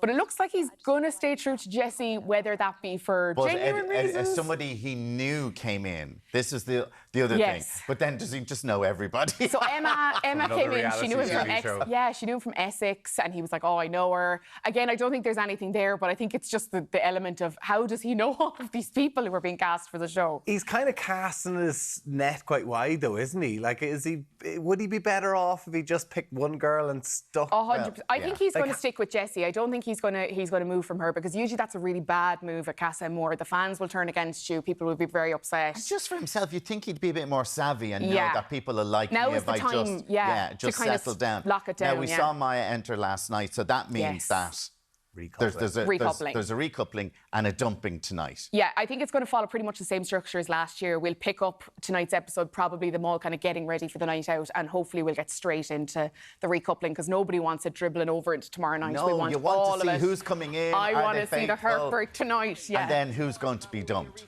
Well, look, there's always a lot of Casa Amor Islanders who kind of come in and kind of head straight back out at the end of the week. Yeah. I think there's going to be a few that come back. We have a couple of couples that have been kind of going for a couple of weeks now. I don't think all of them are going to be shaken, but I think Io and Mimi tonight could be the end for them. The big one. Yeah. So who is Mimi? Is she seeing anybody at all? No. Okay. No, Mimi has been very clear. She needs to couple up with somebody or she's gone. I think she's one of those Islanders, I think, who would prefer to not. Like, she's not playing the game in a way. Then surely she has to go, because it's the person who's not coupled up has to leave. Well, thankfully we don't. She thought she'd found the one. Oh, well, yeah. That's so true. That's so true, Tommy. That's what she's putting all her faith in Io, and these guys kind of letting him down. And were they very close, the two of them? They were, and there was definitely something building there. But you can see the chemistry with him and the new girl. Like, you can see that there's kind of flirtatious energy, and they're giggling, and I can see that it's not for nothing. Now, there's controversy every year and complaints, but they've had over 400 complaints to Ofcom. What's this about? So this came after last week, after kind of a clash between Harriet and Jess, and Kieran was in there a little bit as well. It happened over a game of, I think it was Never Have I Ever, and Harriet and kind of Kieran were going back and forth over the fire pit a little, and Kieran made kind of a dig at the fact that Harriet was second choice. Harriet obviously got very upset about that, and but what's the complaints over? Fans believed that Jess was kind of egging this on. She had kind of, she wasn't sensitive to Harriet in the moment that she was upset, and they're saying that it was bullying on the show. Now, the two of them have spoken pretty honestly about them maybe not being friends in the real world, but having to find a friendship in the villa, which is normal. You're not going to get on with everyone. But it certainly upset people last week to see Jess kind of not show any kind of empathy there when Harriet was visibly upset. Okay. Yeah, it's so always tonight, the same. and it's gas even if you haven't watched it. Oh, just watch it. Tonight's the night. Just watch it. If this is your way in, you're welcome. It's always it's a around good one. Casa Amor is the time to start watching. So annoying, they leave it on the break. I know, and you're just like, and you're just, Orla Condon, as everything. Enjoy it tonight. And of course, Love Island continues on Virgin Media Television. Time for a break now. Muireann, what have we got to look forward to? We're going to be speaking to the author and psychotherapist behind the book Women Are Angrier. We're going to see some of that in the Love Island house tonight. And to calm us down afterwards, we're going to have a glass of sparkling wine. We'll talk to you shortly on Ireland AM.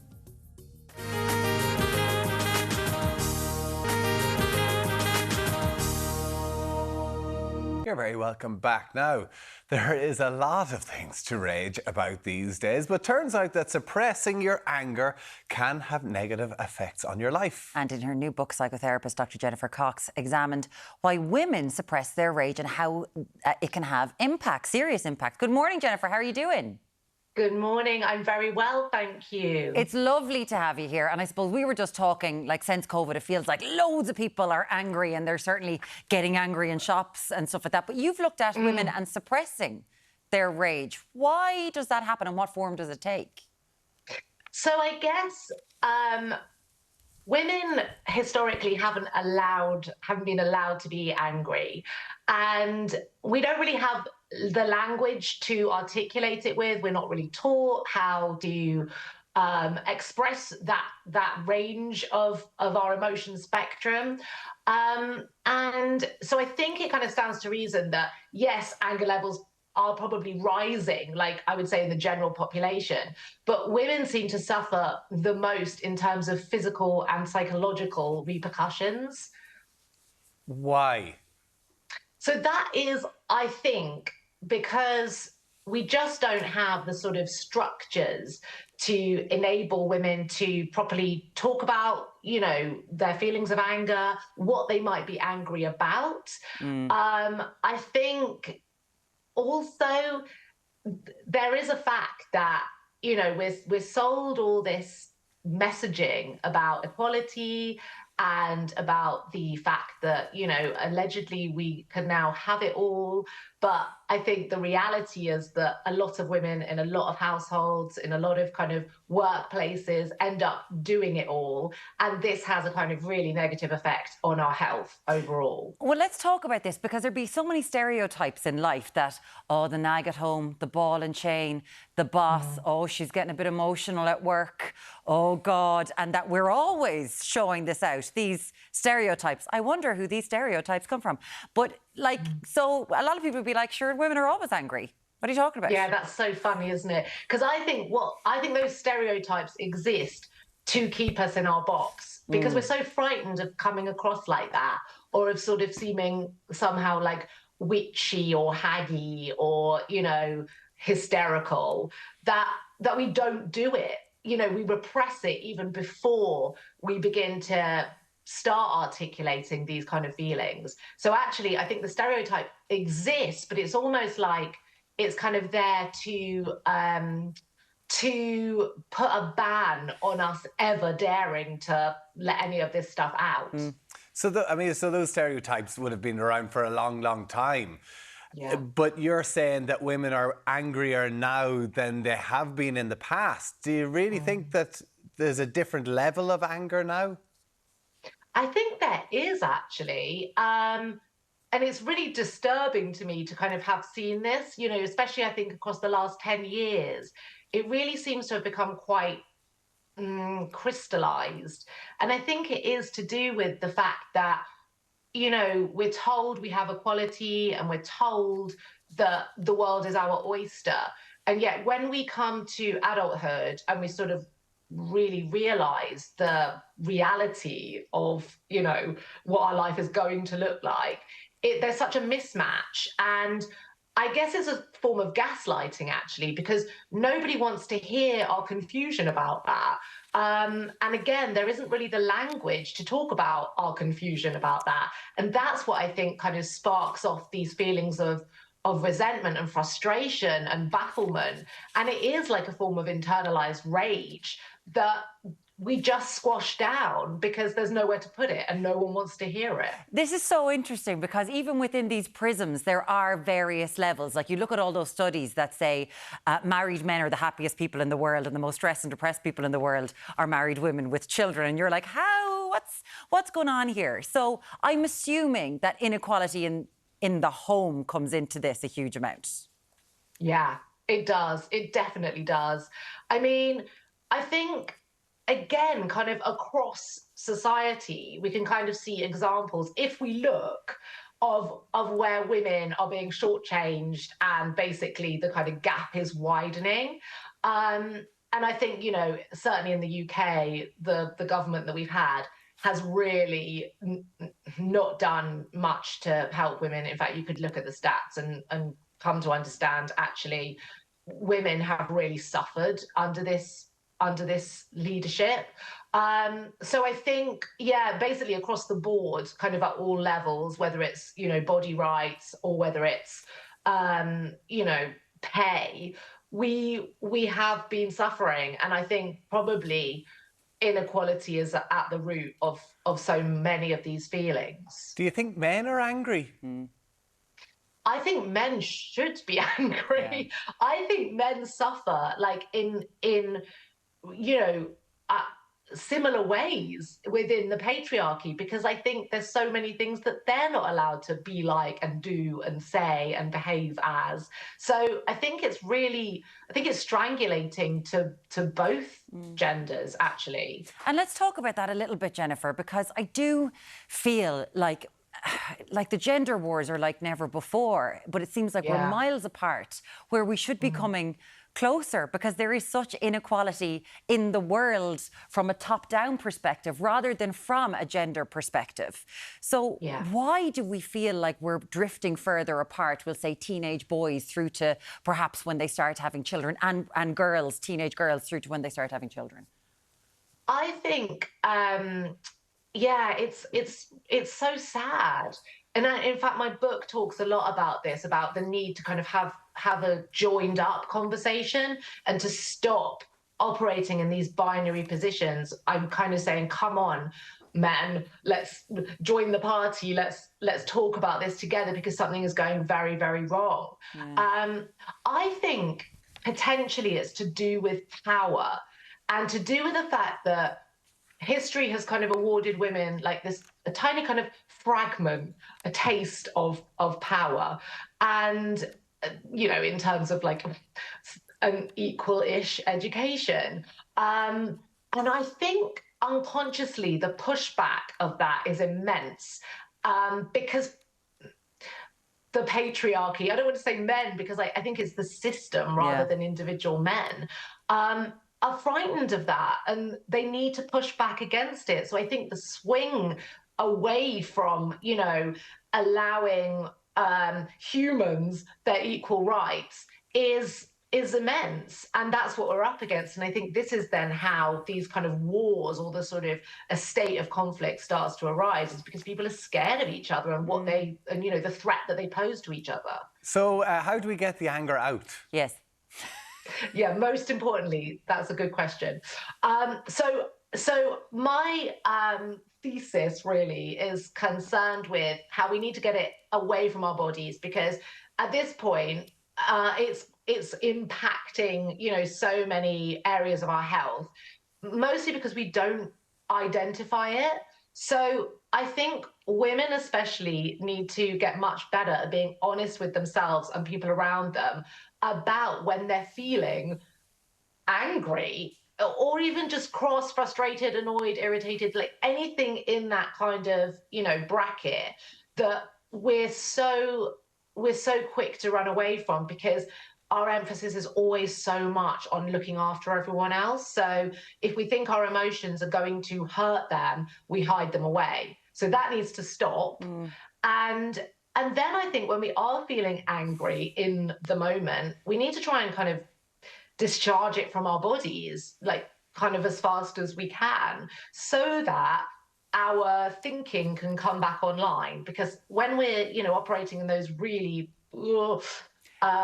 disabled states of high fury, even if we don't recognize it as fury, our brains stop working as well as they should. So we're not able to come back into the room and have conversations, important conversations that, would ultimately help us more. It's really interesting. The book is called Why Women Are Angry, Why Your Rage is Hiding, and How to Let It Out. Dr. Jennifer Cox, thank you so much for joining us this morning. It is published today. Not being flippant, the driving range.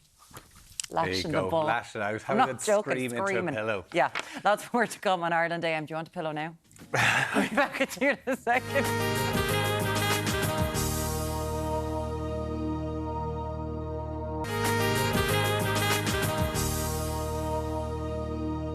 Welcome back. Time now for some super sparkling wines for summer. Yes, joining us now is our wine expert and owner of Nude Wine Company, Michelle Lawler. Good morning to you. Good morning. We like a bit of sparkling wine and champagne on this show. Any time of day?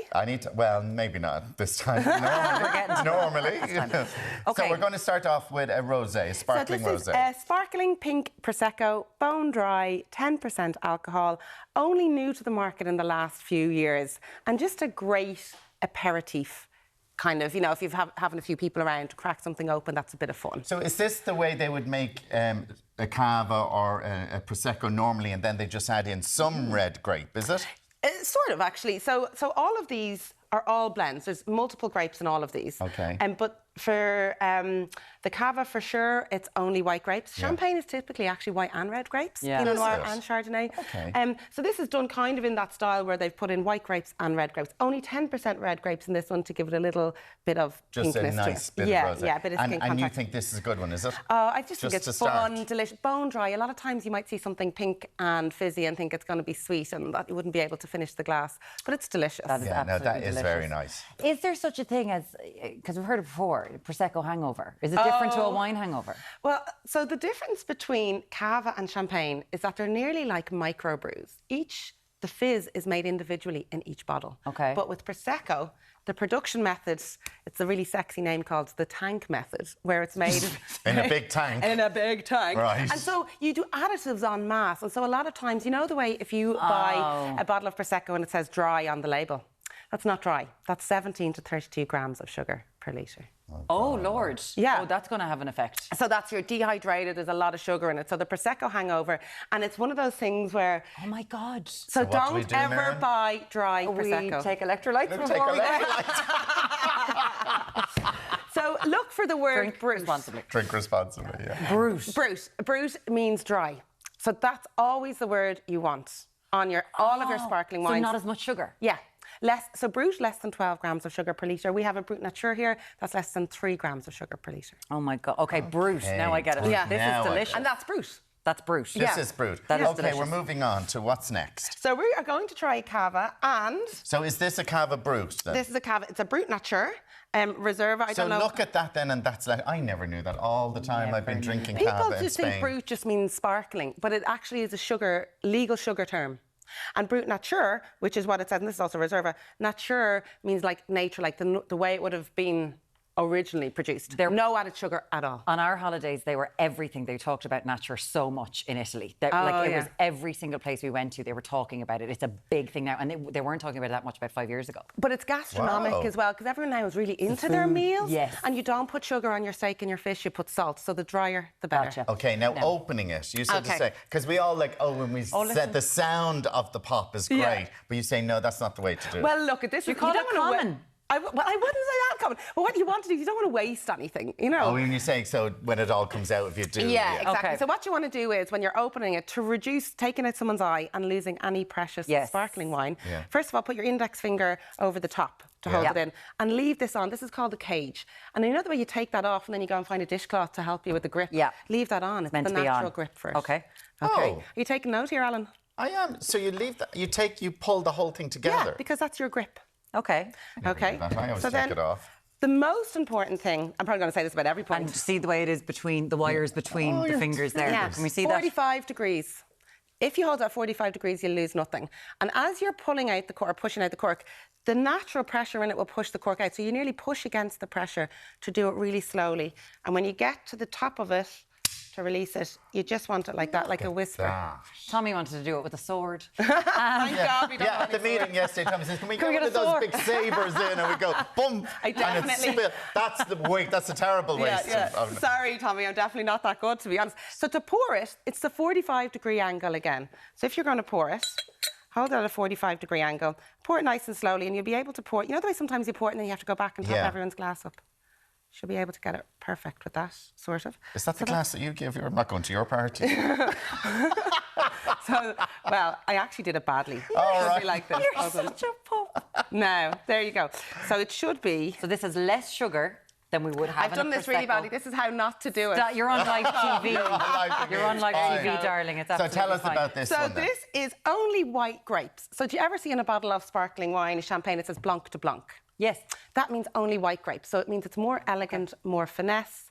And this is a vintage one, beautiful, organically made from the Penedès region. $29.49 a bottle for that. Okay. Yeah. Can you tell us what vintage means? Because we were talking earlier on about champagne going off. And going off. And like I was sort of saying, like people have bottles of champagne in their house. That, I'll use that for a special occasion. But it can champagne because you think, the longer it's there, it's going to be definitely much doesn't get any better. So a couple of things. When you see NV, it means it's a mixture of vintages. So typically Moe or any of the big houses, they want a house style. If you have a bottle of it this year or you have a bottle of it in 10 years' time, they always want it to taste the same. So they use about 60 to 70% of the vintage and then they blend from reserve wine to create a house style. Okay. Vintage is specific. Do you like that? Yeah, it's lovely. It's delicious. Nice. I feel like it's really elegant, really refined. And again, now we've traced it against the champagne, but I think for the bones at €30, it's absolutely delicious. From Spain. It's from Spain. The Pendays, because when I go to Spain, I always buy some wines from Pendays. It's really high quality region, actually. And you know, it's a bit like whereas Barolo was a high quality region. Yes. Some regions are high quality, Pendays is high quality. Okay, I'm going to try this while we talk about the last one. So is this the bottle I'm trying to open? That's the bottle you're going for. Can we get a shot of it first before I open it so you'll know what we're talking about? There's another bottle over there. Oh, there's more here. We're fine. We're fine. So what you wanted to talk about was champagne going off. Yeah. So we see how we go here. Okay. Yeah. Oh, yeah. I have to do that first. Okay. So put it in there like that. Okay. You keep talking. Okay. You're putting under pressure here now. To see what this looks. So basically, what you're looking for when a bottle of champagne is released, perfect, Alan. Keep holding at 45 degrees. Whoop. Oh, there you go. So degorgement date. So that's the date at which it's finally bottled within the champagne cave and released. But it's typically 2 years, 3 years max, where it keeps fresh. After that, because a lot of times, you know, you might perfect. I'll come to your parties. You're more generous than I am. So is this? This is France, is it? So this is a grower champagne. So Moe, they're considered those big grand marks. They buy in the grapes. This is a small. I don't have any glasses for Tommy in case he's joining in. Tommy's joining to join us. What am I having? So this is a Premier Cru. Premier Cru. Vineyards. So the best vineyards, this is a €50 bottle of champagne, because champagne typically you're going to pay 60 or 70 for it at least. And mixture of white and red grapes. It's delicious. It's all from the Nude Wine Company, Michelle Lawler. Thank you so much. Cheers. Delicious. Guys. Cheers. Tomorrow on the show, Strictly Come Dancer winner Ora Aduba tells us about bringing Pretty Woman to the stage in Dublin. He came within a whisker of winning the Eurovision Ireland back in '97. Mark Roberts is stopping by. Very good. A busy show as always, but we will see you back here on Monday. Have a great day. Have a great weekend. Cheers.